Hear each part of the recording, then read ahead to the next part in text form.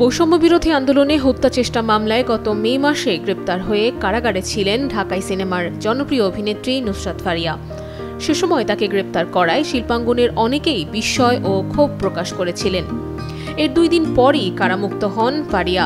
কারাগার থেকে বেরিয়ে তার পাশে থাকার জন্য সবার প্রতি কৃতজ্ঞতাও প্রকাশ করেছিলেন তিনি। কিন্তু এর প্রায় 4 মাস পার হয়ে গেলেও এই বিষয় নিয়ে আর কোনো কথা বলেননি ফারিয়া। অবশেষে Friday night with Zayed Khan নামে একটি অনুষ্ঠানে এই ইস্যুতে মুখ খুললেন অভিনেত্রী।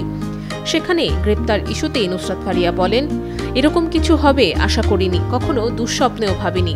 যার জীবন স্কিন কেয়ার, মেকআপ, একটু ঘোরাফেরা, শপিং করা, পরিবারের সঙ্গে সময় কাটানো, বন্ধুবান্ধবদের সঙ্গে কোথাও ভালো খেতে যাওয়া, এই ছোট ছোট জিনিস নিয়ে যে খুশি, তার জীবনে এত জটিলতা।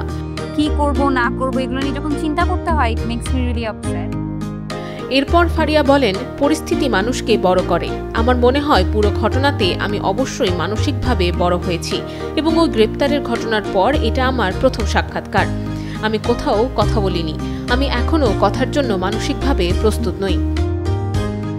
তবে গ্রেপ্তারের ঠিক 10 থেকে 15 দিন পরেই আবার কাজ শুরু করেন ফারিয়া। তিনি জানান, এই পুরো ঘটনা তাকে এটা শিখিয়েছে যে জীবন খুবই অস্থায়ী এবং অনিশ্চয়তায় ভরা। অভিনেত্রী আরও বলেন, আমি মনে করি আমার সঙ্গে যেটা হয়েছে সেটা অন্য কারো সঙ্গে হতে পারত, অনেকের সঙ্গেই হয়তোবা হচ্ছে, হবে। আমি এই বিষয়ে জানি না, তবে আমি ভাগ্যবান। আমার কাজের মাধ্যমে গোটা দেশের মানুষের ভালোবাসা পেয়েছি। আমার পরিবার, বাবা মা, ভাই বোন, তাদের সবার দোয়া এবং ভালোবাসার কারণে কঠিন সময় পার করতে পেরেছি।